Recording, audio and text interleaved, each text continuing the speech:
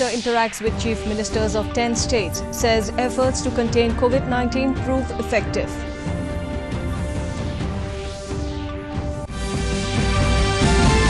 Vice President Venkaiah Naidu completes 3 years in office, releases his third book.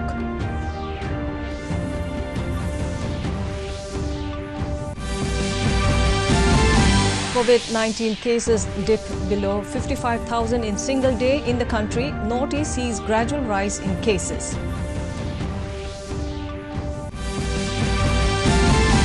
Arunachal Pradesh MP Tapir Gao takes stock of severely erosion-affected Mebo subdivision.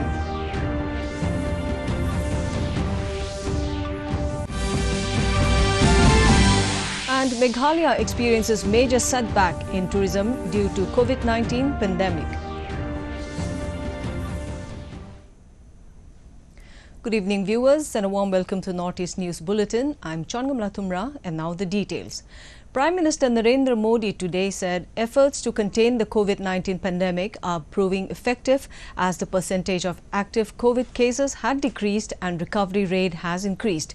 Giving closing remarks this afternoon in his interaction with the Chief Ministers of 10 states through video conferencing, Modi said the most important thing is that people's confidence has also increased and the fear has gone down. He said the state have learned a lot from each other's experiences through today's interaction. Prime Minister said contact tracing, containment and surveillance are the most effective weapons against COVID-19. He stated that experts are now saying that if cases are identified within 72 hours of onset, infection slows down to a great extent, and also that the testing network Arogya Setu app has proved to be very useful in identification and surveillance of cases. आगे बढ़ाएगी, लेकिन हम जानते हैं कि ये जो कालखंड होता है सावन भादो और दिवाली तक का, तो कुछ बीमारी का और बीमारियों का भी माहौल बन जाता है, उसको भी हमें संभालना है। लेकिन मुझे विश्वास है कि हम जो 1% से नीचे मृत्यु दर लाने का लक्ष्य, रिकवरी रेट तेजी से बढ़ाने का लक्ष्य, 72 घंटे में सारे कांटेक्ट पर्सन को तक पहुंच करके उनकी व्यवस्था करना, इन मंत्रों को लेकर के अगर हम थोड़ा फोकस एक्टिविटी करेंगे तो हमारे जो 10 राज्य जहां पर 80% केसेस हैं, हमारे 10 राज्य जहां 82% मृत्यु हैं, हम 10 राज्य इस पूरी स्थिति को पलट सकते हैं। हम 10 राज्य मिलकर के हम भारत को विजयी बना सकते हैं और मुझे विश्वास है कि हम इस काम को कर पाएंगे। मैं फिर एक बार, आपने बहुत समय निकाला। Vice President Venkaiah Naidu has completed 3 years in office today and released his book titled Connecting, Communicating, Changing. The book chronicles Naidu's 3 years in office as the Vice President of India. Defence Minister Rajnath Singh and Information and Broadcasting Minister Prakash Javadekar did the honours. Speaking on the occasion, Naidu said today's release of the publication is the third in the series on his efforts and outcomes as the Vice President and Chairman of the Rajya Sabha. He said his target groups have been the farmers, the groups including the students, the scientists, the administrators, the captains of industry and the Indian diaspora while on foreign visits, and the main objective of connecting and communicating with these targeted groups was to share with them his experiences, worldview and the way forward for building a new India besides knowing their perspectives. Has been a mix of hectic public engagements over the first about 8 months, followed by the corona-induced. I spoke at over 70 public events on a range of issues and addressed 14 convocations during this period. The main objective of connecting and communicating with these targeted groups was to share with them my experiences, my concerns, my worldview, and the way forward for building a new India, strong, stable, prosperous India. President Ramnath Kovind today complimented Vice President Venkaiah Naidu for completing 3 years in office. In a letter, Kovind said that Naidu has emerged as an inspiration for everyone as Vice President. He said that as Rajya Sabha Chairman, Naidu set the record of conducting legislative business on an unprecedented scale. The President praised Naidu's profound understanding of law and constitution that enabled him to take righteous approach in public service.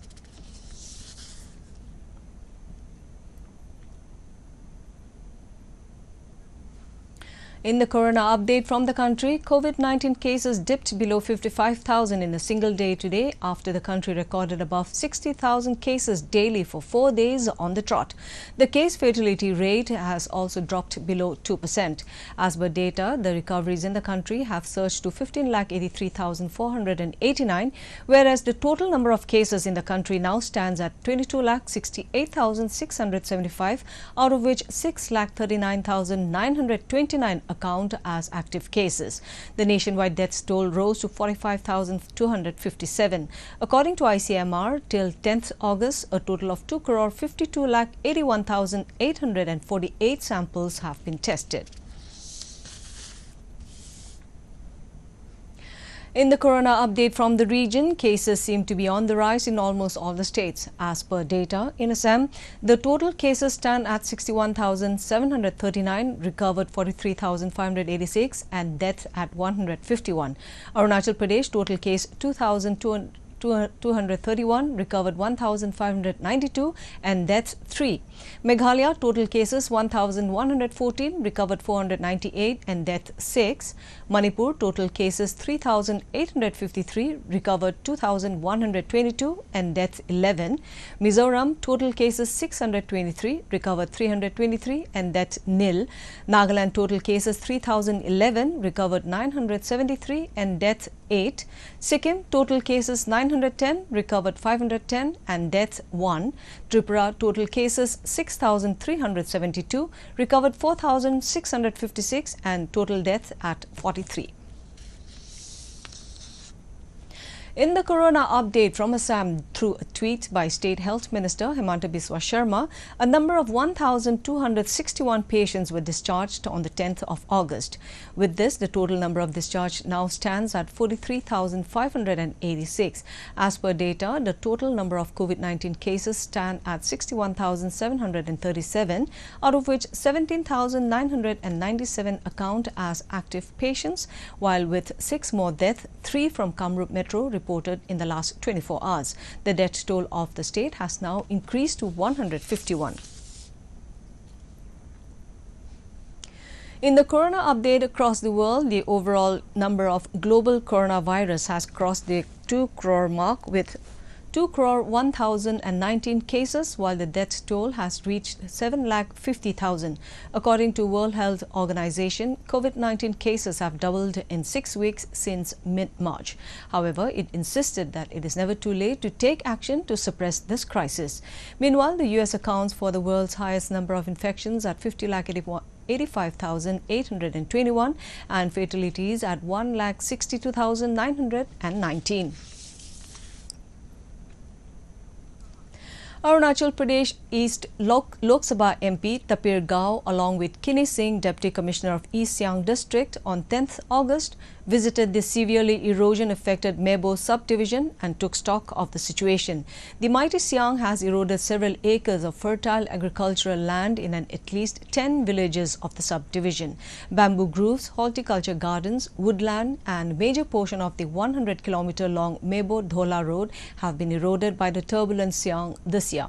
While terming the situation alarming and dangerous, Gao said that due to the erosion, at least 500 hectares of landmass had gone into the water, and to make matters worse, the erosion is continuing. Gao said that as an immediate measure, he had sanctioned 15 lakh from his MP Local Area Development Fund to help the villagers in their efforts to arrest erosion by using traditional methods. He also stated that he will take up the matter with State Chief Minister Pema Khandu at the earliest. वह इन लोगों का agriculture land, horticulture, सारा जंगल पूरा साफ erosion होके लेके जा रहा है और इसलिए इसको कैसे हम आगे फ्यूचर में क्या करेंगे और इसका रिलीफ के लिए हम अपना MP लैब पान से भी लोगों को इमीडिएट रिलीफ के लिए बेम्बो खरीदने के लिए, वायर खरीदने के लिए, प्रोटेक्शन काम करने के लिए मैं 15 लाख दिया हूँ। 2 बोल्डर्स पर यहाँ पे भी बनाए थे, बट एक्चुअली इस ईयर शायद जो सियांग रिवर का जो रैथ है, इट हैज़ गॉन बियॉन्ड मतलब स्टॉपिंग. सो ये जितना भी अभी 2 बोल्डर्स पर बनाया या फिर सिगार का जो बोल्डर्स पर बनाया है, that has also gone partly. So basic, but उसके बाद भी we are doing our full efforts अपनी तरफ से पूरा कोशिश कर रहे हैं। Meghalaya, known for its green valleys and scenic lakes, is home to a vibrant tourism sector. However, the stakeholders of this industry have emerged as among the worst hit by the COVID-19 pandemic. With restrictions on free movement of tourists and strict regulations concerning the functioning of hotels, tourism in the state has taken a nosedive. Hotel owners complain of the inability to keep up running costs of establishments, as they have been without any significant income for the better part of 2020. Even after the restrictions imposed by governments are lifted, it is expected that business will be slow to pick up, as tourists may remain hesitant to travel owing to safety concerns. The state government, in its part, has formed an economic task force to suggest interventions to revive various sectors, as tourism is a major area of focus in the state. Our hotel is closed down. After that, COVID-19's come up, and whole world, whole nation is closed down till today. And I don't know when it's come up the normal. So very difficult to run my hotels. The inaugural meeting of Assam State BJP Executive 2020-23 was held at party's state headquarters today. Felicitating the newly elected members and executives, State BJP President Ranjit Kumar Das said that the party has 42 lakh members in the state and aims to increase this figure to 56 lakhs along with 100 seats in the ensuing state assembly election. The meeting was graced by Assam Chief Minister Sarbananda Sonowal and NEDA convener Dr. Himanta Biswa Sharma along with other party executives. All India BJP President JP Nadda addressed a meeting from Delhi through video conferencing. He lauded the efforts and initiatives undertaken by the state government to mitigate the devastating flood and COVID-19 pandemic. He appealed the state government to effectively implement the centre's schemes in the state. In this time of crisis, the Border Security Force Frontier Headquarters Guwahati is not only engaged in manning the Indo-Bangladesh border, but has also established a COVID Care Centre DCHC at Composite Hospital, Pathgaon, Guwahati for treatment of force personnel and dependents. The Border Security Force felt that its medical team could be used in this time of crisis and reduce the burden of the government. Since state authorities of Assam are themselves managing, hence necessary permission to establish 30-bedded CCC DCHC at BSF campus. Guwahati was accorded after visiting the place and facilities by the state experts on 16 July 2020. Since then, it is functioning in makeshift arrangements while new buildings are under construction. All required arrangements for treatment, including temporary infrastructure, required equipment, arrangement for PPE, doffing and donning, gas oxygen pipeline, training for collecting sample for RT-PCR and rapid antigen test were made available in drill shed. In Meghalaya, farmers from different villages in Shillong and also from different districts have been given the opportunity to sell their goods at a makeshift market near the cantonment area.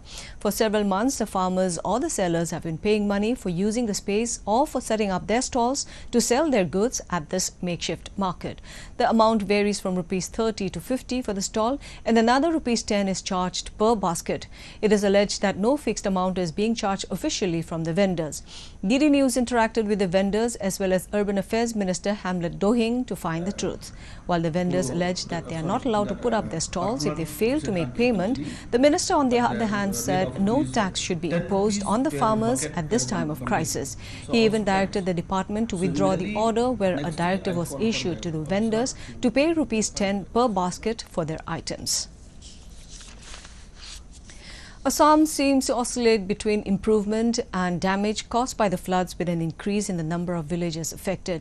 89 villages in 3 districts of Dhemaji, Baksa and Moregaon still continue to remain under the impact of flood waters. As per today's flood reports by Assam State Disaster Management Authority, along with the Brahmaputra at Nimatigarh, Jorhat and Jia Bharali at Sonitpur are also flowing above the danger level, whereas 13,000 people still remain affected by the floods. The death toll due to the flood remains constant at 110, with only 73 people taking shelter in one relief camp in the state. And finally, to end the news, the headlines once again. Prime Minister interacts with Chief Ministers of 10 states, says efforts to contain COVID-19 prove effective.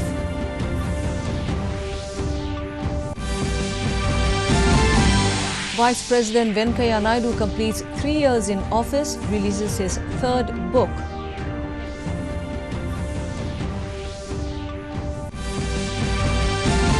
COVID-19 cases dipped below 55,000 in single day in the country. Northeast sees gradual rise in cases.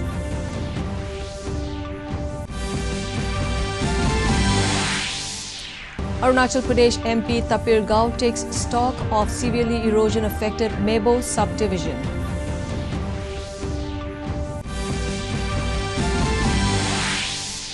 And Meghalaya experiences major setback in tourism due to COVID-19 pandemic. And that brings us to the end of this evening's bulletin. Thank you for tuning in. Namaskar.